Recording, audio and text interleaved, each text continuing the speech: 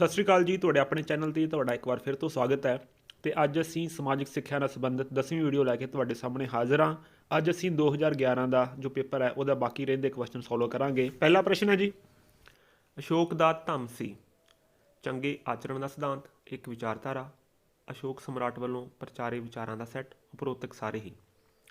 ਧੰਮ ਜਿਹੜਾ ਹੈ ਪ੍ਰਾਕ੍ਰਿਤ ਭਾਸ਼ਾ ਦਾ ਸ਼ਬਦ ਹੈ। ਇਹਦਾ ਮਤਲਬ ਸੰਸਕ੍ਰਿਤ ਦੇ ਵਿੱਚ ਧਰਮ ਹੁੰਦਾ ਹੈ। ਅਤੇ ਕਲਿੰਗਾ ਦੀ ਲੜਾਈ ਤੋਂ ਬਾਅਦ ਅਸ਼ੋਕ ਨੇ ਆਪਣੇ ਧੰਮ ਦਾ ਪ੍ਰਚਾਰ ਕੀਤਾ ਸੀ, ਜਿਹਦੇ ਵਿੱਚ ਕੁਛ ਚੰਗੇ ਵਿਚਾਰ ਸੀ, ਵੱਡਿਆਂ ਦਾ ਸਤਿਕਾਰ ਕਰੋ, ਛੋਟਿਆਂ ਨੂੰ ਪਿਆਰ ਕਰੋ, ਇਸ ਤਰ੍ਹਾਂ ਦਾ। ਇਹਦਾ ਜਵਾਬ ਆਏਗਾ ਉਪਰੋਕਤ ਸਾਰੇ ਹੀ। ਚੌਥਾ ਆਪਸ਼ਨ ਬਿਲਕੁਲ ਸਹੀ ਹੈ। ਅਗਲਾ ਪ੍ਰਸ਼ਨ ਦੇਖਦੇ ਹਾਂ। ਭਾਰਤ ਵਿੱਚ ਕੇਸਰ ਦਾ ਉਤਪਾਦਨ ਕਿੱਥੇ ਹੁੰਦਾ ਹੈ? ਆਪਸ਼ਨ ਨੇ ਅਸਮ, ਬੰਗਾਲ, ਗੁਜਰਾਤ ਜਾਂ ਜੰਮੂ ਅਤੇ ਕਸ਼ਮੀਰ। ਇਹਦਾ ਸਹੀ ਜਵਾਬ ਹੈ ਜੀ ਜੰਮੂ ਅਤੇ ਕਸ਼ਮੀਰ। ਚੌਥਾ ਆਪਸ਼ਨ ਬਿਲਕੁਲ ਸਹੀ ਹੈ। ਅਗਲਾ ਪ੍ਰਸ਼ਨ ਦੇਖਦੇ ਹਾਂ ਜੀ। ਫਕੀਰ ਅਜੀਜ਼ੁਦੀਨ, ਦੀਵਾਨ ਮੋਤੀਰਾਮ ਅਤੇ ਕਲਾਡ ਆਗਸਟ ਕੋਟ ਵਿੱਚ ਕੀ ਸਾਂਝ ਹੈ? ਇਹਨਾਂ 'ਚ ਸਾਂਝਾ ਕੀ ਹੈ? ਆਪਸ਼ਨ ਨੇ ਉਹ ਵਿਸ਼ੇਸ਼ ਪ੍ਰਸਿੱਧੀ ਵਾਲੇ ਖਗੋਲ ਵਿਗਿਆਨੀ ਸਨ, ਉਹ ਮਹਾਰਾਜਾ ਰਣਜੀਤ ਸਿੰਘ ਦੇ ਕਰਮਚਾਰੀ ਸਨ, ਉਹ ਭਾੜੇ ਦੇ ਸਿਪਾਹੀ ਸਨ ਜਾਂ ਉਪਰੋਕਤ ਸਾਰੇ। ਜੋ ਫਕੀਰ ਅਜੀਜ਼ੁਦੀਨ ਸੀ ਉਹ ਇੱਕ ਮੁਸਲਿਮ ਚਿਕਿਤਸਕ ਸਨ।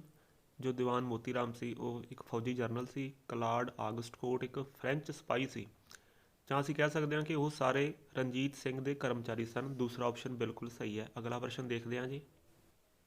ਜਦੋਂ ਸਰਕਾਰ ਨੂੰ ਉਹਨਾਂ ਰੀਤੀ ਰਿਵਾਜਾਂ ਦਾ ਸਾਹਮਣਾ ਕਰਨਾ ਪਿਆ ਜੋ ਉਸ ਵੱਲੋਂ ਬਣਾਏ ਕਾਨੂੰਨਾਂ ਤੋਂ ਵੱਖਰੇ ਸਨ, ਤਾਂ ਉਸ ਸਰਕਾਰ ਨੇ ਉਹਨਾਂ ਰੀਤੀ ਰਿਵਾਜਾਂ ਨੂੰ ਰਵਾਇਤੀ ਕਾਨੂੰਨ ਦੇ ਨਾਂ ਹੇਠ ਰਹਿਣ ਦਿੱਤਾ। ਇੱਥੇ ਰੀਤੀ ਰਿਵਾਜ ਕਿਵੇਂ ਡਿਫਾਈਨ ਕੀਤੇ ਗਏ ਇਹ ਆਪਾਂ ਦੱਸਣਾ ਹੈ ਕਿ ਕਸਟਮਰੀ ਲਾਅ ਦੇ ਵਿੱਚ ਰੀਤੀ ਰਿਵਾਜ ਕਿਵੇਂ ਡਿਫਾਈਨ ਕੀਤੇ ਗਏ। ਇਹਦੇ ਆਪਸ਼ਨ ਆਪਾਂ ਪੜ੍ਹ ਸਕਦੇ ਹਾਂ ਕਿ ਕੁਝ ਅਜਿਹਾ ਜੋ ਆਦਿ ਕਾਲ ਤੋਂ ਅਭਿਆਸ ਕੀਤਾ ਗਿਆ ਸੀ, ਜਿਹਨੂੰ ਬੜੇ ਸਮੇਂ ਤੋਂ ਕੀਤਾ ਜਾ ਰਿਹਾ ਸੀ। ਇਹਦਾ ਸਹੀ ਜਵਾਬ ਇਹੀ ਹੈ ਜੀ, ਇਹ ਆਪਸ਼ਨ ਬਿਲਕੁਲ ਸਹੀ ਹੈ। ਅਗਲਾ ਪ੍ਰਸ਼ਨ ਦੇਖਦੇ ਹਾਂ। DPI ਦੀ ਫੁੱਲ ਫਾਰਮ ਕੀ ਦੱਸਣੀ ਆਪਾਂ?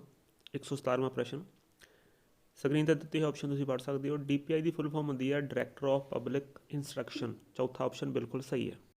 ਅਗਲਾ ਪ੍ਰਸ਼ਨ ਹੈ ਜੀ, ਉਹ ਵਿਗਿਆਨ ਜਿਹੜਾ ਪ੍ਰਿਥਵੀ ਅਤੇ ਇਸ ਦੀ ਭੌਂ, ਲੱਛਣਾਂ, ਵਾਸੀਆਂ ਅਤੇ ਵਰਤਾਰੇ ਦੇ ਅਧਿਐਨ ਨਾਲ ਸੰਬੰਧਿਤ ਹੈ, ਉਸ ਨੂੰ ਕੀ ਕਹਿੰਦੇ ਹਨ? ਆਪਸ਼ਨ ਨੇ ਪਥਰਾਵ ਵਿਗਿਆਨ, ਭੂਗੋਲ ਸ਼ਾਸਤਰ, ਜੀਵ ਵਿਗਿਆਨ ਜਾਂ ਸਮਾਜ ਵਿਗਿਆਨ। ਇਹਦਾ ਸਹੀ ਜਵਾਬ ਹੈ ਜੀ ਭੂਗੋਲ ਸ਼ਾਸਤਰ ਜਾਂ ਜਿਓਗ੍ਰਾਫੀ। ਦੂਸਰਾ ਆਪਸ਼ਨ ਬਿਲਕੁਲ ਸਹੀ ਹੈ। ਅਗਲਾ ਪ੍ਰਸ਼ਨ ਹੈ ਜੀ, ਨਾਰੀਵਾਦ ਜਾਂ ਫੈਮਿਨਿਜ਼ਮ ਕਿਸ ਵੱਲ ਸੰਕੇਤ ਕਰਦਾ ਹੈ? ਆਪਸ਼ਨ ਨੇ ਇੱਕ ਵਿਚਾਰਧਾਰਾ ਕਿ ਔਰਤਾਂ ਨੂੰ ਬਰਾਬਰ ਸਮਝਣਾ ਚਾਹੀਦਾ ਹੈ, ਇੱਕ ਵਿਚਾਰਧਾਰਾ ਕਿ ਔਰਤਾਂ ਨੂੰ ਸ਼ਾਸਨ ਕਰਨਾ ਚਾਹੀਦਾ ਹੈ, ਇਹ ਵਿਚਾਰਧਾਰਾ ਕਿ ਪੁਰਸ਼ਾਂ ਨੂੰ ਸ਼ਾਸਨ ਕਰਨਾ ਚਾਹੀਦਾ ਹੈ, ਇਹ ਵਿਚਾਰਧਾਰਾ ਕਿ ਪੁਰਸ਼ਾਂ ਨਾਲੋਂ ਵੱਧ ਅਵਸਰ ਔਰਤਾਂ ਨੂੰ ਪ੍ਰਦਾਨ ਕਰਨੇ ਚਾਹੀਦੇ ਹਨ। ਇਹਦਾ ਸਹੀ ਜਵਾਬ ਹੈ ਜੀ ਇਹ ਵਿਚਾਰਧਾਰਾ ਕਿ ਔਰਤਾਂ ਨੂੰ ਬਰਾਬਰ ਸਮਝਣਾ ਚਾਹੀਦਾ ਹੈ। ਪਹਿਲਾ ਆਪਸ਼ਨ ਬਿਲਕੁਲ ਸਹੀ ਹੈ। ਅਗਲਾ ਪ੍ਰਸ਼ਨ ਦੇਖਦੇ ਹਾਂ। Where is mind is without fear ਇਹ ਸਤਰਾਂ ਕਿਸ ਦੀਆਂ ਹਨ? ਆਪਸ਼ਨ ਨੇ ਮਹਾਤਮਾ ਗਾਂਧੀ, ਸਵਾਮੀ ਵਿਵੇਕਾਨੰਦ, ਗੁਰੂਦੇਵ ਰਵਿੰਦਰਨਾਥ ਟੈਗੋਰ ਜਾਂ Sardar Bhagat Singh. Where the mind is without fear ਇਹ ਗੀਤਾਂਜਲੀ ਪੁਸਤਕ ਜੋ ਰਵਿੰਦਰਨਾਥ ਟੈਗੋਰ ਜੀ ਦੁਆਰਾ ਲਿਖੀ ਗਈ ਹੈ, ਉਹਦੇ ਵਿਚਲੀ ਇੱਕ ਪੋਇਮ ਹੈ। ਤੀਸਰਾ ਆਪਸ਼ਨ ਬਿਲਕੁਲ ਸਹੀ ਹੈ। ਅੱਗੇ ਹੈ ਜੀ, ਉਸ ਰੀਜੈਂਟ ਦਾ ਕੀ ਨਾਂ ਸੀ ਜਿਸ ਨੇ ਅਕਬਰ ਵਾਸਤੇ ਸ਼ਾਸਨ ਕੀਤਾ? ਆਪਸ਼ਨ ਨੇ ਹਮਾਯੂ, ਬਾਬਰ, ਬੈਰਮ ਖਾਨ ਜਾਂ ਸਲੀਮ। ਇਹਦਾ ਸਹੀ ਜਵਾਬ ਹੈ ਜੀ ਬੈਰਾਮ ਖਾਂ। ਤੀਸਰਾ ਆਪਸ਼ਨ ਬਿਲਕੁਲ ਸਹੀ ਹੈ।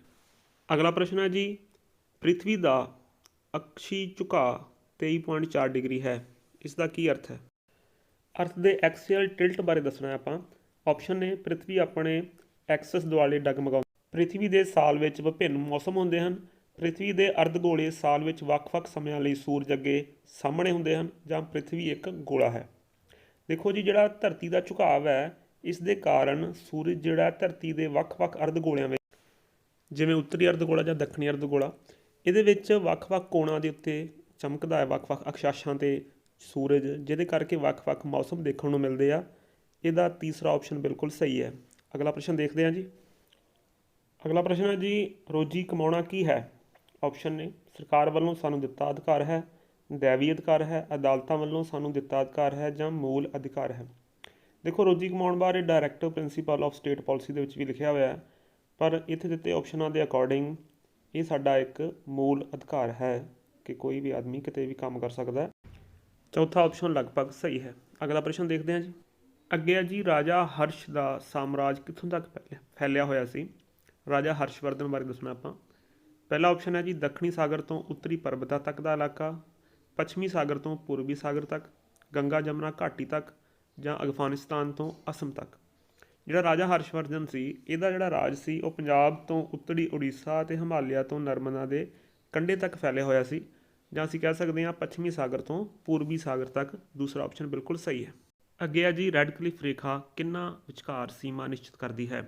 ਭਾਰਤ ਅਤੇ ਪਾਕਿਸਤਾਨ, ਭਾਰਤ ਅਤੇ ਚੀਨ, ਭਾਰਤ ਅਤੇ ਮਿਆਂਮਾਰ ਅਤੇ ਭਾਰਤ ਅਤੇ ਅਫਗਾਨਿਸਤਾਨ। ਦੇਖੋ ਜੀ, ਬ੍ਰਿਟਿਸ਼ ਇੰਡੀਆ ਦੇ ਵਿੱਚ ਜਦੋਂ ਭਾਰਤ ਅਤੇ ਪਾਕਿਸਤਾਨ ਦੀ ਵੰਡ ਹੋਈ ਹੈ ਅਤੇ ਪੱਛਮੀ ਪਾਕਿਸਤਾਨ ਅਤੇ ਭਾਰਤ ਵਿੱਚ ਅਤੇ ਪੂਰਬੀ ਪਾਕਿਸਤਾਨ ਜਿਹੜਾ ਹੁਣ ਬੰਗਲਾਦੇਸ਼ ਹੈ ਅਤੇ ਭਾਰਤ ਵਿੱਚ ਜਿਹੜੀ ਲਾਈਨ ਬਣੀ ਸੀ ਉਹਨੂੰ ਆਪਾਂ ਰੈੱਡ ਕਲਿਫ ਸੀਮਾ ਕਹਿੰਦੇ ਹਾਂ। ਇਹਦਾ ਸਹੀ ਜਵਾਬ ਬਣਦਾ ਜੀ ਭਾਰਤ ਅਤੇ ਪਾਕਿਸਤਾਨ। ਪਹਿਲਾ ਆਪਸ਼ਨ ਬਿਲਕੁਲ ਸਹੀ ਹੈ। ਅਗਲਾ ਪ੍ਰਸ਼ਨ ਹੈ ਜੀ, ਸਮਾਜ ਵਿਗਿਆਨ ਅਧਿਐਨ ਕਰਦੇ ਹਨ। ਆਪਸ਼ਨ ਹੈ ਸਮਾਜਾਂ ਦਾ, ਵਿਅਕਤੀਆਂ ਦਾ, ਸਰਕਾਰਾਂ ਦਾ ਜਾਂ ਦਰਸ਼ਨ ਸ਼ਾਸਤਰਾਂ ਦਾ। ਜਿਹੜਾ ਸਮਾਜਿਕ ਵਿਗਿਆਨ ਹੈ ਜਾਂ ਸੋਸ਼ਲ ਸਾਇੰਸ ਹੈ, ਇਹ ਸਮਾਜਾਂ ਦਾ ਅਧਿਐਨ ਹੈ। ਪਹਿਲਾ ਆਪਸ਼ਨ ਬਿਲਕੁਲ ਸਹੀ ਹੈ। ਅਗਲਾ ਪ੍ਰਸ਼ਨ ਹੈ ਜੀ, ਭਾਰਤ ਦੇ ਲੋਕਾਂ ਦੀ ਭਾਸ਼ਾਈ ਪ੍ਰਦੇਸ਼ਾਂ ਵਿੱਚ ਵੰਡ ਕਿਸ ਆਧਾਰ 'ਤੇ ਕੀਤੀ ਗਈ ਹੈ? ਆਪਸ਼ਨ ਨੇ ਲੋਕਾਂ ਨੂੰ ਉਹਨਾਂ ਦੀ ਆਪਣੀ ਭਾਸ਼ਾ ਵਿੱਚ ਪ੍ਰਸ਼ਾਸਨ ਦੇਣ ਦਾ ਕੰਮ ਆਪਣੇ ਆਪ ਵਿੱਚ ਚੰਗਾ ਕੰਮ ਹੈ, ਸਥਾਨਕ ਭਾਸ਼ਾਵਾਂ ਦੀ ਵਰਤੋਂ ਪ੍ਰਸ਼ਾਸਨ ਨੂੰ ਸੌਖਾ ਬਣਾਉਂਦੀ ਹੈ, ਭਾਸ਼ਾ ਮਹੱਤਵਪੂਰਨ ਬੌਂਡ ਹੈ ਜਿਹੜਾ ਲੋਕਾਂ ਨੂੰ ਜੋੜਦਾ ਹੈ ਅਤੇ ਉਹਨਾਂ ਲਈ ਪਛਾਣ ਬਣਾਉਂਦਾ ਹੈ, ਜਾਂ ਇਹ ਸਾਰੇ। ਦੇਖੋ ਜੀ, ਜਿਹੜਾ ਲਿੰਗਵਿਸਟਿਕ ਬੇਸਿਸ 'ਤੇ ਸਟੇਟ ਬਣਾਉਣਾ ਹੈ, ਇਹ ਸਭ ਤੋਂ ਪਹਿਲਾ ਸਟੇਟ ਬਣਿਆ ਸੀ ਆਂਧਰਾ ਪ੍ਰਦੇਸ਼, ਅਤੇ ਇਹਦਾ ਸਹੀ ਜਵਾਬ ਹੈ ਜੀ ਇਹ ਸਾਰੇ ਹੀ। ਦੂਸਰਾ ਆਪਸ਼ਨ ਬਿਲਕੁਲ ਸਹੀ ਹੈ। ਅਗਲਾ ਪ੍ਰਸ਼ਨ ਹੈ ਜੀ, ਕਲਾਸਰੂਮ ਟੀਚਿੰਗ ਜਾਂ ਕਲਾਸਰੂਮ ਅਧਿਆਪਨ ਕਿਸ ਤਰ੍ਹਾਂ ਦਾ ਹੋਣਾ ਚਾਹੀਦਾ ਹੈ? ਪਹਿਲਾ ਆਪਸ਼ਨ ਹੈ ਤੀਬਰ, ਦੂਸਰਾ ਆਪਸ਼ਨ ਹੈ ਇੱਕ ਪਾਸੜ, ਤੀਸਰਾ ਆਪਸ਼ਨ ਹੈ ਇੰਟਰੈਕਟਿਵ, ਚੌਥਾ ਆਪਸ਼ਨ ਹੈ ਆਸਾਨ। ਇਹਦਾ ਸਹੀ ਜਵਾਬ ਹੈ ਜੀ ਇੰਟਰੈਕਟਿਵ। ਜਿਹੜਾ ਕਲਾਸਰੂਮ ਦਾ ਇਨਵਾਇਰਮੈਂਟ ਹੈ ਇੰਟਰੈਕਟਿਵ ਹੋਣਾ ਚਾਹੀਦਾ, ਇੱਕ ਦੂਜੇ ਨਾਲ ਗੱਲਬਾਤ ਕਰਕੇ ਵਿਦਿਆਰਥੀ ਟੀਚਰ ਜਾਂ ਆਪਸ ਦੇ ਵਿੱਚ ਗੱਲਬਾਤ ਕਰਕੇ ਆਪਾਂ ਵਧੀਆ ਸਿੱਖ ਸਕਦੇ ਹਾਂ। ਤੀਸਰਾ ਆਪਸ਼ਨ ਬਿਲਕੁਲ ਸਹੀ ਹੈ। ਅਗਲਾ ਪ੍ਰਸ਼ਨ ਹੈ, ਮੌਜੂਦਾ ਲੋਕ ਸਭਾ ਕਿਹੜੀ ਹੈ ਜਾਂ ਕਿੰਨਵੀਂ ਹੈ? ਆਪਸ਼ਨ ਨੇ 13ਵੀਂ ਲੋਕ ਸਭਾ, ਆਪਸ਼ਨ ਨੇ 15ਵੀਂ ਲੋਕ ਸਭਾ, 14ਵੀਂ ਲੋਕ ਸਭਾ ਜਾਂ 16ਵੀਂ ਲੋਕ ਸਭਾ। ਮੈਂ ਹੁਣ ਵਾਲੀ ਲੋਕ ਸਭਾ ਦੀ ਗੱਲ ਕਰਦਾ। ਜਿਹੜਾ ਹੁਣ ਵਾਲੀ ਲੋਕ ਸਭਾ ਹੈ ਉਹ 17ਵੀਂ ਲੋਕ ਸਭਾ ਹੈ, ਜਿਹੜੀ 2019 ਦੇ ਵਿੱਚ ਮੋਦੀ ਜੀ ਜਦੋਂ ਜਿੱਤੇ ਤੇ ਉਦੋਂ ਸ਼ੁਰੂ ਹੋਈ ਹੈ। 17ਵੀਂ ਲੋਕ ਸਭਾ ਜਿਹੜੀ ਹੁਣ ਵਾਲੀ ਮੌਜੂਦਾ ਲੋਕ ਸਭਾ। ਅੱਗੇ ਹੈ ਜੀ, ਸੰਵਿਧਾਨ ਦੇ ਅਨੁਛੇਦ 370 ਕਿਹੜੇ ਰਾਜ ਨਾਲ ਸੰਬੰਧਿਤ ਹੈ? ਅਸੀਂ ਸਾਰੇ ਜਾਣਦੇ ਹਾਂ ਇੱਕ ਜੰਮੂ ਅਤੇ ਕਸ਼ਮੀਰ ਰਾਜ ਨਾਲ ਸੰਬੰਧਿਤ। ਤੀਸਰਾ ਆਪਸ਼ਨ ਬਿਲਕੁਲ ਸਹੀ ਹੈ। ਅਗਲਾ ਪ੍ਰਸ਼ਨ ਹੈ ਜੀ, the highest earth filled dam, Bharat ਦਾ ਉੱਚਤਮ ਮਿੱਟੀ ਪੂਰਤ ਡੈਮ ਕਿਹੜਾ ਹੈ? ਆਪਸ਼ਨ ਨੇ Ranjit Sagar dam, Bhakra Nangal dam, Tehri dam ਜਾਂ ਹੀਰਾਕੁੰਡ ਡੈਮ। ਇਹਦਾ ਸਹੀ ਜਵਾਬ ਹੈ ਜੀ ਰਣਜੀਤ ਸਾਗਰ ਡੈਮ। ਪਹਿਲਾ ਆਪਸ਼ਨ ਬਿਲਕੁਲ ਸਹੀ ਹੈ। ਅੱਗੇ ਹੈ ਜੀ, ਭਾਰਤ ਦੇ ਚੀਫ ਜਸਟਿਸ ਦੀ ਨਿਯੁਕਤੀ ਕੌਣ ਕਰਦਾ ਹੈ? ਆਪਸ਼ਨ ਨੇ ਭਾਰਤ ਦਾ ਪ੍ਰਧਾਨ ਮੰਤਰੀ, ਭਾਰਤ ਦੀ ਸੰਸਦ ਜਾਂ ਭਾਰਤ ਦਾ ਰਾਸ਼ਟਰਪਤੀ ਜਾਂ ਲੋਕ ਸਭਾ। ਜਿਹੜਾ ਭਾਰਤ ਦਾ ਚੀਫ ਜਸਟਿਸ ਆਫ ਇੰਡੀਆ ਹੈ ਉਹਦੀ ਨਿਯੁਕਤੀ ਕਰਦਾ ਹੈ ਜੀ ਭਾਰਤ ਦਾ ਰਾਸ਼ਟਰਪਤੀ। ਤੀਸਰਾ ਆਪਸ਼ਨ ਬਿਲਕੁਲ ਸਹੀ ਹੈ। ਅਗਲਾ ਪ੍ਰਸ਼ਨ ਹੈ ਜੀ, ਪਲਾਈਨੀ ਕੌਣ ਸੀ? ਆਪਸ਼ਨ ਨੇ ਇੱਕ ਕਵੀ ਸੀ ਜਿਸਨੇ ਭਾਰਤ ਦੇ ਇਤਿਹਾਸ ਬਾਰੇ ਲਿਖਿਆ, ਯੋਧਾ ਬਾਦਸ਼ਾਹ ਜਿਹੜਾ ਅਫਗਾਨਿਸਤਾਨ ਵਿੱਚ ਆਬਾਦ ਹੋਇਆ, ਰੋਮਨ ਵਿਦਵਾਨ ਜਿਸਨੇ ਭਾਰਤ ਦਾ ਰੋਮਨ ਸਾਮਰਾਜ ਨਾਲ ਵਪਾਰ ਕਰਨ ਵਾਲੇ ਵਪਾਰਕ ਰਾਸ਼ਟਰ ਵਜੋਂ ਵਰਣਨ ਕੀਤਾ, ਜਾਂ ਉਪਰੋਕਤ ਸਾਰੇ। ਜਿਹੜਾ ਪਲਾਈਨੀ ਸੀ ਉਹ ਇੱਕ ਰੋਮਨ ਵਿਦਵਾਨ ਸੀ। ਤੀਸਰਾ ਆਪਸ਼ਨ ਬਿਲਕੁਲ ਸਹੀ ਹੈ। ਅਗਲਾ ਪ੍ਰਸ਼ਨ ਹੈ ਜੀ, ਬੱਚੇ ਦੀ ਸਿੱਖਿਆ ਕਿੱਥੇ ਸ਼ੁਰੂ ਹੁੰਦੀ ਹੈ ਜਾਂ ਕਿੱਥੇ ਹੁੰਦੀ ਹੈ? ਆਪਸ਼ਨ ਨੇ ਘਰ, ਸਕੂਲ ਅਤੇ ਸਮਾਜ ਤਿੰਨਾਂ ਵਿੱਚ, ਸਕੂਲ ਵਿੱਚ, ਸਮਾਜ ਵਿੱਚ ਜਾਂ ਘਰ ਵਿੱਚ। ਇਹਦਾ ਸਹੀ ਜਵਾਬ ਹੈ ਜੀ ਘਰ, ਸਕੂਲ ਅਤੇ ਸਮਾਜ ਤਿੰਨਾਂ ਵਿੱਚ। ਸਕਰੀਨ 'ਤੇ ਅਗਲਾ ਪ੍ਰਸ਼ਨ ਹੈ ਜੀ, ਭਾਰਤ ਵਿੱਚ ਦੂਜਾ ਸ਼ਹਿਰੀਕਰਨ ਲਗਭਗ 6ਵੀਂ ਸਦੀ BC ਦੇ ਵਿੱਚ ਸ਼ੁਰੂ ਹੋਇਆ। ਪਹਿਲਾ ਸ਼ਹਿਰੀਕਰਨ ਕਦੋਂ ਹੋਇਆ ਸੀ? ਆਪਸ਼ਨ ਨੇ 2500 BC, 1200 BC, 1000 BC ਜਾਂ 900 BC। ਦੇਖੋ, ਜਿਹੜਾ ਹੜੱਪਾ ਅਤੇ ਮੋਹਨਜੋਦੜੋ ਨੇ ਇਹ ਕੁਝ ਸ਼ਹਿਰ ਸਨ ਜਿਹੜੇ ਲਗਭਗ 2500 BC ਦੇ ਵਿੱਚ ਵਸੇ ਸਨ। ਪਹਿਲਾ ਆਪਸ਼ਨ ਬਿਲਕੁਲ ਸਹੀ ਹੈ। ਅੱਗੇ ਹੈ ਜੀ, ਭਾਰਤ ਦਾ ਗੇਟਵੇ, ਇੰਡੀਆ ਗੇਟ ਅਤੇ ਤੀਨ ਮੂਰਤੀ ਕਿਸ ਵਾਸਤੇ ਬਣਵਾਏ ਗਏ? ਸਕਰੀਨ 'ਤੇ ਦਿੱਤੇ ਹੋਏ ਆਪਸ਼ਨ ਤੁਸੀਂ ਖੁਦ ਪੜ੍ਹ ਸਕਦੇ ਹੋ। ਜਿਹੜਾ ਗੇਟਵੇ ਆਫ ਇੰਡੀਆ ਹੈ ਇਹ ਮੁੰਬਈ ਦੇ ਵਿੱਚ ਬ੍ਰਿਟਿਸ਼ ਬਾਦਸ਼ਾਹ ਜਾਰਜ 5 ਦੇ ਆਗਮਨ 'ਤੇ 1911 ਵਿੱਚ ਬਣਵਾਇਆ ਗਿਆ ਸੀ। ਜਿਹੜਾ ਇੰਡੀਆ ਗੇਟ ਹੈ ਉਹ ਨਵੀਂ ਦਿੱਲੀ ਦੇ ਵਿੱਚ ਹੈ। ਇਹ ਪਹਿਲੇ ਵਿਸ਼ਵ ਯੁੱਧ ਵਿੱਚ ਜਿਹੜੇ ਬ੍ਰਿਟਿਸ਼ ਇੰਡੀਅਨ ਆਰਮੀ ਦੇ ਵਿੱਚ ਸੈਨਿਕ ਸ਼ਹੀਦ ਹੋਏ ਸਨ ਉਹਨਾਂ ਦੀ ਯਾਦ ਵਿੱਚ ਵਾਰ ਮੈਮੋਰੀਅਲ ਹੈ। ਅਤੇ ਜਿਹੜਾ ਤੀਨ ਮੂਰਤੀ ਭਵਨ ਹੈ ਇਹ 1930 ਵਿੱਚ ਬ੍ਰਿਟਿਸ਼ ਆਰਮੀ ਕਮਾਂਡਰ ਇਨ ਚੀਫ ਦੀ ਰਿਹਾਇਸ਼ ਸੀ, ਜਿਹੜੀ ਬਾਅਦ ਵਿੱਚ ਪੰਡਿਤ ਜਵਾਹਰ ਲਾਲ ਨਹਿਰੂ ਜਦੋਂ ਪ੍ਰਧਾਨ ਮੰਤਰੀ ਬਣੇ ਅਤੇ ਉਹਨਾਂ ਦੀ ਰਿਹਾਇਸ਼ ਵੀ ਰਹੀ। ਪਹਿਲੇ ਤਿੰਨੇ ਆਪਸ਼ਨਾਂ ਵਿੱਚੋਂ ਕੋਈ ਵੀ ਪੂਰੀ ਤਰ੍ਹਾਂ ਸਹੀ ਨਹੀਂ ਹੈ, ਇਸ ਕਰਕੇ ਤਾਂ ਸਹੀ ਜਵਾਬ ਹੈ ਜੀ ਉਪਰੋਕਤ ਵਿੱਚੋਂ ਕੋਈ ਵੀ ਨਹੀਂ। ਅਗਲਾ ਪ੍ਰਸ਼ਨ ਹੈ ਜੀ, ਪ੍ਰੋਜੈਕਟ ਵਰਕ ਮਹੱਤਵਪੂਰਨ ਕਿਉਂ ਹੈ? ਆਪਸ਼ਨ ਨੇ ਇਹ ਵਿਦਿਆਰਥੀਆਂ ਨੂੰ ਰਚਨਾਤਮਕ ਬਣਾਉਣ ਦੇ ਯੋਗ ਬਣਾਉਂਦਾ ਹੈ। ਇਹ ਵਿਦਿਆਰਥੀਆਂ ਲਈ ਕੁਝ ਕੰਮ ਪੈਦਾ ਕਰਦਾ ਹੈ। ਕੰਮ ਕਰਕੇ ਸਿੱਖਣਾ ਵਧੇਰੇ ਸਥਾਈ ਸਿੱਖਿਆ ਪ੍ਰਾਪਤੀ ਹੈ। ਇਹ ਅਧਿਆਪਕਾਂ ਨੂੰ ਰਚਨਾਤਮਕ ਬਣਨ ਦੇ ਯੋਗ ਬਣਾਉਂਦਾ ਹੈ। ਇਹਦਾ ਸਹੀ ਜਵਾਬ ਹੈ ਜੀ ਲਰਨਿੰਗ ਬਾਏ ਡੂਇੰਗ, ਯਾਨੀ ਕਿ ਕੰਮ ਕਰਕੇ ਸਿੱਖਣਾ ਵਧੇਰੇ ਸਥਾਈ ਸਿੱਖਿਆ ਪ੍ਰਾਪਤੀ ਹੈ। ਤੀਸਰਾ ਆਪਸ਼ਨ ਬਿਲਕੁਲ ਸਹੀ ਹੈ। ਅੱਗੇ ਹੈ ਜੀ, ਭਾਰਤ ਵਿੱਚ ਸੈਨਾ ਦਾ ਸੁਪਰੀਮ ਕਮਾਂਡਰ ਕੌਣ ਹੁੰਦਾ ਹੈ? ਆਪਸ਼ਨ ਨੇ ਰਾਸ਼ਟਰਪਤੀ, ਪ੍ਰਧਾਨ ਮੰਤਰੀ, ਗ੍ਰਹਿ ਮੰਤਰੀ ਜਾਂ ਰੱਖਿਆ ਮੰਤਰੀ। ਜਿਹੜਾ ਭਾਰਤ ਵਿੱਚ ਸੈਨਾ ਦਾ ਸੁਪਰੀਮ ਕਮਾਂਡਰ ਹੁੰਦਾ ਹੈ ਉਹ ਹੁੰਦਾ ਹੈ ਰਾਸ਼ਟਰਪਤੀ। ਪਹਿਲਾ ਆਪਸ਼ਨ ਬਿਲਕੁਲ ਸਹੀ ਹੈ। ਅਗਲਾ ਪ੍ਰਸ਼ਨ ਹੈ, ਸਮਾਜ ਵਿਗਿਆਨ ਵਿੱਚ ਅਧਿਆਪਨ ਤਕਨੀਕਾਂ ਵਿੱਚ ਸ਼ਾਮਲ ਕਰਨਾ ਚਾਹੀਦਾ ਹੈ। ਭੂਮਿਕਾ ਨਿਭਾਉਣਾ, ਪ੍ਰੋਜੈਕਟ, ਲੈਕਚਰ ਜਾਂ ਉਪਰੋਕਤ ਸਾਰੇ। ਇਹਦਾ ਸਹੀ ਜਵਾਬ ਹੈ ਜੀ ਉਪਰੋਕਤ ਸਾਰੇ, ਸਾਰੀਆਂ ਤਕਨੀਕਾਂ ਦਾ ਯੂਜ਼ ਕਰਨਾ ਚਾਹੀਦਾ ਹੈ। ਅਗਲਾ ਪ੍ਰਸ਼ਨ ਹੈ, ਰਣਜੀਤ ਸਾਗਰ ਡੈਮ ਕਿਹੜੇ ਪਿੰਡ ਦੇ ਨੇੜੇ ਸਥਿਤ ਹੈ? ਰਣਜੀਤ ਸਾਗਰ ਡੈਮ ਨੂੰ ਆਪਾਂ ਥੀਨ ਡੈਮ ਵੀ ਕਹਿੰਦੇ ਹਾਂ। ਇਹਦਾ ਸਹੀ ਜਵਾਬ ਹੈ ਜੀ ਦੂਸਰਾ ਆਪਸ਼ਨ ਥੀਨ। ਅਗਲਾ ਪ੍ਰਸ਼ਨ ਹੈ ਜੀ, ਮੁਗਲ ਸਾਮਰਾਜੀ ਪ੍ਰਬੰਧ ਦੀ ਮਜ਼ਬੂਤੀ ਕਿਸ ਵਿੱਚ ਸੀ? ਆਪਸ਼ਨ ਨੇ ਇਸ ਦੇ ਕਠੋਰ ਕਾਨੂੰਨ, ਮਨਸਬਦਾਰੀ ਪ੍ਰਬੰਧ, ਪਿਤਰੀਵਾਦੀ ਹੋਣ ਦੀ ਇਸ ਦੀ ਯੋਗਤਾ, ਇਸ ਨੂੰ ਦੂਜੇ ਭਾਰਤੀ ਸ਼ਾਸਕਾਂ ਵੱਲੋਂ ਦਿੱਤਾ ਗਿਆ ਸਹਿਯੋਗ। ਮੁਗਲ ਸਾਮਰਾਜ ਦੀ ਮਜ਼ਬੂਤੀ ਵਿੱਚ ਮਨਸਬਦਾਰੀ ਪ੍ਰਬੰਧ ਨੇ ਇੱਕ ਅਹਿਮ ਰੋਲ ਅਦਾ ਕੀਤਾ ਸੀ। ਅਕਬਰ ਦੇ ਸਮੇਂ 1800 ਮਨਸਬਦਾਰ ਹੁੰਦੇ ਸਨ ਅਤੇ ਔਰੰਗਜ਼ੇਬ ਦੇ ਸਮੇਂ ਤੱਕ ਇਹ 14,500 ਮਨਸਬਦਾਰ ਬਣ ਗਏ ਸੀ। ਇਹਦਾ ਸਹੀ ਜਵਾਬ ਹੈ ਜੀ ਮਨਸਬਦਾਰੀ ਪ੍ਰਬੰਧ। ਦੂਸਰਾ ਆਪਸ਼ਨ ਬਿਲਕੁਲ ਸਹੀ ਹੈ। ਅੱਗੇ ਹੈ ਜੀ, ਉੱਤਰੀ ਭਾਰਤ ਦੀ ਤੁਲਨਾ ਵਿੱਚ ਦੱਖਣੀ ਭਾਰਤ ਵਿੱਚ ਖੰਡ ਉਤਪਾਦਨ ਦੀ ਤੇਜ਼ ਗਰੋਥ ਲਈ ਜ਼ਿੰਮੇਵਾਰ ਕਾਰਕ ਕਿਹੜਾ ਹੈ? ਆਪਸ਼ਨ ਨੇ ਗੰਨੇ ਦੀ ਪ੍ਰਤੀ ਏਕੜ ਜ਼ਿਆਦਾ ਉਪਜ, ਪੀਰਨ ਦਾ ਲੰਮਾ ਸਮਾਂ, ਘੱਟ ਲੇਬਰ ਕਾਸਟ ਜਾਂ ਗੰਨੇ ਦੀ ਉੱਚਤਰ ਖੰਡ ਮਾਤਰਾ। ਦੇਖੋ ਇਹਦੇ ਵਿੱਚ ਜਿਹੜਾ ਪਹਿਲਾ, ਦੂਸਰਾ ਅਤੇ ਚੌਥਾ ਆਪਸ਼ਨ ਹੈ ਇਹ ਜ਼ਿਆਦਾ ਕਾਰਕ ਸਹੀ ਨੇ। ਘੱਟ ਲੇਬਰ ਕਾਸਟ ਕੋਈ ਖਾਸ ਕਾਰਨ ਨਹੀਂ ਹੈਗਾ। ਇਹਦਾ ਸਹੀ ਜਵਾਬ ਹੋਏਗਾ ਦੂਜਾ ਆਪਸ਼ਨ, ਪਹਿਲਾ, ਦੂਜਾ ਅਤੇ ਚੌਥਾ। ਅਗਲਾ ਪ੍ਰਸ਼ਨ ਹੈ ਜੀ, ਕਿਹੜੀ ਜਨਗਣਨਾ ਤੋਂ ਬਾਅਦ ਇਹ ਪਤਾ ਚੱਲਿਆ ਕਿ ਭਾਰਤ ਦੀ ਜਨਸੰਖਿਆ ਤੇਜ਼ ਦਰ ਨਾਲ ਵੱਧ ਰਹੀ ਹੈ? ਆਪਸ਼ਨ ਨੇ 1921, 1931, 1951 ਜਾਂ 1901। 1921 ਤੋਂ ਬਾਅਦ ਜਿੰਨੀਆਂ ਵੀ ਜਨਗਣਨਾ ਹੋਈਆਂ ਸਾਰਿਆਂ ਦੇ ਵਿੱਚ ਜਿਹੜੀ ਦਰ ਹੈ ਪਾਪੂਲੇਸ਼ਨ ਦੀ ਉਹ ਵਧੀ ਹੈ। ਅਤੇ ਅਸੀਂ ਕਹਿ ਸਕਦੇ ਹਾਂ ਜਿਹੜੀ 1921 ਨੂੰ ਡੈਮੋਗ੍ਰਾਫਿਕ ਡਿਵਾਈਡ ਵੀ ਕਹਿੰਦੇ ਹਾਂ ਕਿ ਇਸ ਤੋਂ ਪਹਿਲਾਂ ਜਿਹੜੀ ਹੈ ਜਨਸੰਖਿਆ ਜ਼ਿਆਦਾ ਨਹੀਂ ਵੱਧ ਰਹੀ, ਉਸ ਤੋਂ ਬਾਅਦ ਜਨਸੰਖਿਆ ਜ਼ਿਆਦਾ ਵੱਧ ਰਹੀ ਹੈ। 1921 ਤੋਂ 31 ਦੇ ਵਿੱਚ ਜਨਸੰਖਿਆ 11% ਵਧੀ ਹੈ। 1931 ਤੋਂ 1941 ਤੱਕ ਜਨਸੰਖਿਆ 14% ਵਧੀ ਹੈ ਅਤੇ 1941 ਤੋਂ 1951 ਤੱਕ ਜਨਸੰਖਿਆ ਫਿਰ 13.5% ਵਧੀ ਹੈ। ਅਗਲਾ ਪ੍ਰਸ਼ਨ ਹੈ, ਨਾਗਰਿਕ ਅਧਿਕਾਰਾਂ ਦੀ ਸੁਰੱਖਿਆ ਅਧਿਨਿਯਮ ਕਿਸ ਵਾਸਤੇ ਤਿਆਰ ਕੀਤਾ ਗਿਆ ਸੀ? ਸਕਰੀਨ 'ਤੇ ਦਿੱਤੇ ਹੋਏ ਆਪਸ਼ਨ ਤੁਸੀਂ ਪੜ੍ਹ ਸਕਦੇ ਹੋ।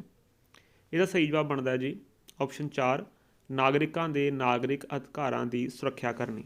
ਅਗਲਾ ਪ੍ਰਸ਼ਨ ਹੈ ਜੀ, ਭਾਰਤੀ ਸੰਸਦ ਦੇ ਪ੍ਰਸੰਗ ਵਿੱਚ JPC ਦਾ ਪੂਰਨ ਰੂਪ ਕੀ ਹੈ? JPC ਦਾ ਪੂਰਨ ਰੂਪ ਹੁੰਦਾ ਹੈ ਜੀ ਜੁਆਇੰਟ ਪਾਰਲੀਮੈਂਟਰੀ ਕਮੇਟੀ। ਤੀਸਰਾ ਆਪਸ਼ਨ, ਲੋਕ ਸਭਾ ਅਤੇ ਰਾਜ ਸਭਾ ਦੇ ਮੈਂਬਰਾਂ ਨੂੰ ਮਿਲਾ ਕੇ ਕੋਈ ਕਿਸੇ ਕਮੇਟੀ, ਇਸ ਕਮੇਟੀ ਨੂੰ ਬਣਾਇਆ ਜਾਂਦਾ ਕਿਸੇ ਜਾਂਚ ਕਰਨ ਦੇ ਲਈ। ਜਿਵੇਂ ਬਫੋਰਸ ਕਾਂਡ ਦੇ ਜਾਂਚ ਕਰਨ ਵਾਸਤੇ ਵੀ ਕਮੇਟੀ ਬਣਾਈ ਗਈ ਸੀ, 2G ਦੀ ਜਾਂਚ ਕਰਨ ਵਾਸਤੇ ਵੀ ਕਮੇਟੀ ਬਣਾਈ ਗਈ ਸੀ। ਇਹਦੇ ਵਿੱਚ ਲੋਕ ਸਭਾ ਦੇ ਮੈਂਬਰ ਜਿਹੜੇ ਰਾਜ ਸਭਾ ਨਾਲੋਂ ਦੁੱਗਣੇ ਰੱਖੇ ਜਾਂਦੇ ਆ। ਅਗਲਾ ਪ੍ਰਸ਼ਨ ਹੈ ਜੀ, ਜਵਾਹਰ ਲਾਲ ਨਹਿਰੂ ਦੀ ਮੌਤ ਮਗਰੋਂ ਪ੍ਰਧਾਨ ਮੰਤਰੀ ਕੌਣ ਬਣਿਆ? ਆਪਸ਼ਨ ਨੇ ਗੁਲਜ਼ਾਰੀ ਲਾਲ ਨੰਦਾ, ਮੁਰਾਰਜੀ ਦੇਸਾਈ, ਲਾਲ ਬਹਾਦਰ ਸ਼ਾਸਤਰੀ ਜਾਂ ਇੰਦਰਾ ਗਾਂਧੀ। ਜਵਾਹਰ ਲਾਲ ਨਹਿਰੂ ਦੀ ਮੌਤ ਤੋਂ ਬਾਅਦ ਗੁਲਜ਼ਾਰੀ ਲਾਲ ਨੰਦਾ ਪ੍ਰਾਈਮ ਮਿਨਿਸਟਰ ਬਣੇ ਸਨ। ਪਹਿਲਾ ਆਪਸ਼ਨ ਬਿਲਕੁਲ ਸਹੀ ਹੈ। ਅੱਗੇ ਹੈ ਜੀ, ਪ੍ਰਾਇਮਰੀ ਅਤੇ ਸੈਕੰਡਰੀ ਸਰੋਤ ਦੇ ਵਿੱਚ ਕੀ ਅੰਤਰ ਹੈ? ਆਪਸ਼ਨ ਨੂੰ ਮੈਂ ਦੁਬਾਰਾ ਤੋਂ ਟਾਈਪ ਕੀਤਾ ਹੋਇਆ, ਤੁਸੀਂ ਸਕਰੀਨ 'ਤੇ ਦਿੱਤੇ ਹੋਏ ਆਪਸ਼ਨ ਪੜ੍ਹ ਸਕਦੇ ਹੋ। ਇਹਦਾ ਸਹੀ ਜਵਾਬ ਹੈ ਜੀ, ਇੱਕ ਪ੍ਰਾਇਮਰੀ ਸਰੋਤ ਅਧਿਐਨ ਕੀਤੇ ਜਾ ਰਹੇ ਵਿਅਕਤੀ, ਜਾਣਕਾਰੀ, ਮਿਆਦ ਜਾਂ ਵਿਚਾਰ ਦੇ ਸਭ ਤੋਂ ਨੇੜੇ ਹੈ। ਤੀਸਰਾ ਆਪਸ਼ਨ ਬਿਲਕੁਲ ਸਹੀ ਹੈ। ਅਗਲਾ ਪ੍ਰਸ਼ਨ ਹੈ ਜੀ, ਲੋਕ ਅਦਾਲਤ ਕੀ ਹੈ? ਆਪਸ਼ਨ ਨੇ ਸਭ ਤੋਂ ਉੱਪਰ ਸਮਝੌਤੇ ਜਾਂ ਨਿਪਟਾਰੇ ਰਾਹੀਂ ਝਗੜਿਆਂ ਦਾ ਸਮਾਧਾਨ ਕਰਨ ਵਾਲੀ ਅਦਾਲਤ, ਝਗੜਿਆਂ ਦੇ ਨਿਪਟਾਰੇ ਲਈ ਲਏ ਵਕਤ ਨੂੰ ਘਟਾਉਣ ਲਈ ਡਿਜ਼ਾਈਨ ਕੀਤੀ ਗਈ ਅਦਾਲਤ ਜਾਂ ਲੋਕਾਂ ਵੱਲੋਂ ਚਲਾਈ ਗਈ ਅਦਾਲਤ। ਜਿਹੜੀ ਲੋਕ ਅਦਾਲਤ ਹੈ ਇਹ ਲੀਗਲ ਸਰਵਿਸ ਅਥਾਰਟੀ ਐਕਟ 1987 ਦੇ ਤਹਿਤ ਹੁੰਦੀ ਹੈ ਅਤੇ ਇਹ ਸਮਝੌਤੇ ਜਾਂ ਨਿਪਟਾਰੇ ਰਾਹੀਂ ਝਗੜਿਆਂ ਦਾ ਸਮਾਧਾਨ ਕਰਨ ਵਾਲੀ ਇੱਕ ਅਦਾਲਤ ਹੈ। ਦੂਸਰਾ ਆਪਸ਼ਨ ਬਿਲਕੁਲ ਸਹੀ ਹੈ। ਪ੍ਰਾਚੀਨ ਭਾਰਤ ਦੇ ਹੇਠ ਲਿਖੇ ਵਿਦਵਾਨਾਂ ਵਿੱਚ ਕਿਹੜੀ ਗੱਲ ਸਾਂਝੀ ਹੈ? ਵਿਦਵਾਨਾਂ ਦੇ ਨਾਮ ਸੰਸਕ੍ਰਿਤ ਵਿੱਚ ਨੇ, ਤੁਸੀਂ ਪੜ੍ਹ ਸਕਦੇ ਹੋ। ਆਪਸ਼ਨ ਨੇ ਉਹ ਖਗੋਲ ਵਿਗਿਆਨੀ ਸਨ, ਉਹ ਵਿਆਕਰਨ ਸ਼ਾਸਤਰੀ ਸਨ, ਉਹ ਕਵੀ ਸਨ ਜਾਂ ਉਹ ਗਣਿਤ ਸ਼ਾਸਤਰੀ ਸਨ। ਇਹ ਜਿਹੜੇ ਵਿਦਵਾਨ ਨੇ ਇਹ ਵੱਖ-ਵੱਖ ਵਿਸ਼ਿਆਂ ਨਾਲ ਸੰਬੰਧ ਰੱਖਦੇ ਸੀ, ਪਰ ਇਹਨਾਂ ਵਿੱਚ ਇੱਕ ਜਿਹੜੀ ਚੀਜ਼ ਕਾਮਨ ਹੈ ਉਹ ਇਹ ਹੈ ਕਿ ਇਹ ਸਾਰੇ ਹੀ ਗਣਿਤ ਸ਼ਾਸਤਰੀ ਵੀ ਸਨ। ਚੌਥਾ ਆਪਸ਼ਨ ਬਿਲਕੁਲ ਸਹੀ ਹੈ। ਉਮੀਦ ਹੈ ਤੁਹਾਨੂੰ ਮੇਰੀ ਇਹ ਵੀਡੀਓ ਪਸੰਦ ਆਈ ਹੋਏਗੀ। इस तरह ਦੀਆਂ ਹੋਰ ਵੀ ਵੀਡੀਓ ਦੇਖਣ ਦੇ ਲਈ ਸਾਡੇ ਚੈਨਲ ਨੂੰ ਸਬਸਕ੍ਰਾਈਬ ਕਰ ਲਿਓ। ਮੈਂ ਜਿੰਨੇ ਵੀ ਪੇਪਰ ਨੇ ਜਿੰਨੇ ਮੇਰੇ ਕੋਲ ਅਰੇਂਜ ਹੋ ਸਕੇ ਮੈਂ ਸਾਰੇ ਸੋਲਵ ਕਰਨ ਦੀ ਕੋਸ਼ਿਸ਼ ਕਰਾਂਗਾ। ਜੇਕਰ ਤੁਹਾਨੂੰ ਕਿਸੇ ਕੁਐਸਚਨ 'ਤੇ ਕੋਈ ਡਾਊਟ ਹੈ ਤਾਂ ਤੁਸੀਂ ਕਮੈਂਟ ਕਰ ਸਕਦੇ ਹੋ, ਅਸੀਂ ਉਹਨੂੰ ਫਿਰ ਤੋਂ ਡਿਸਕਸ ਕਰਾਂਗੇ। ਵੀਡੀਓ ਦੇਖਣ ਦੇ ਲਈ ਧੰਨਵਾਦ।